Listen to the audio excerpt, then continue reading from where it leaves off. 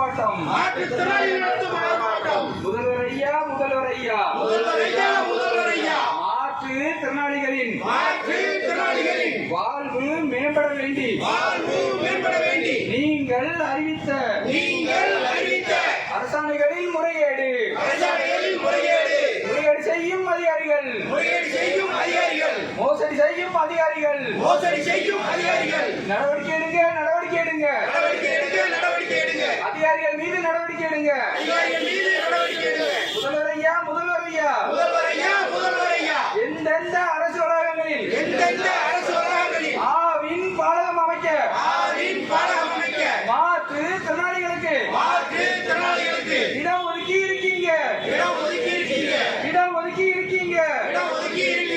அரசாணை எண் 20 ஒழுங்குபடுத்துங்க. முறையாக ஒழுங்குபடுத்துங்க. முதல்வர் ஐயா,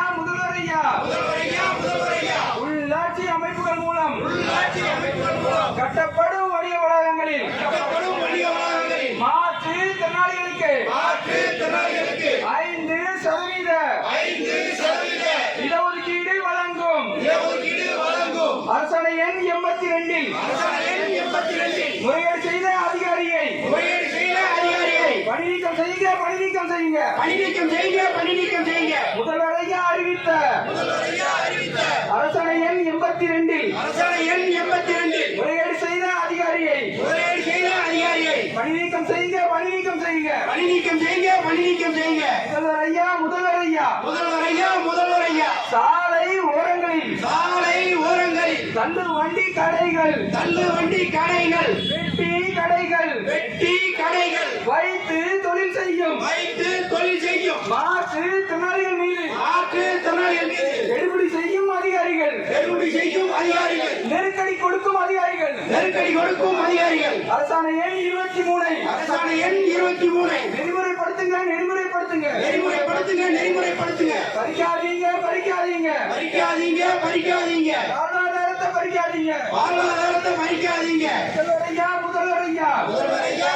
ஐயா, 100 நாள் வேலை திட்டத்தில் பழைய அரசாணை எண் 52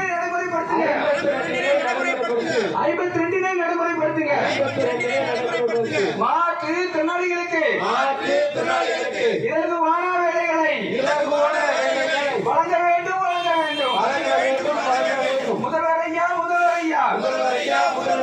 அரசு பள்ளிகளில் ஆசிரியர்களாக பணியாற்றும் மாற்றுத்திறனாளி பகுதி நேர ஆசிரியர்களுக்கு பணி நிரந்தரம் எப்போது?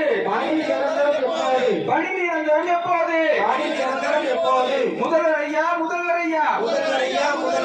மாற்றுத்திறனாளிகளுக்கு மாதாந்திர உதவித்தொகை 3000 ரூபாயாக உயர்த்த வேண்டும்.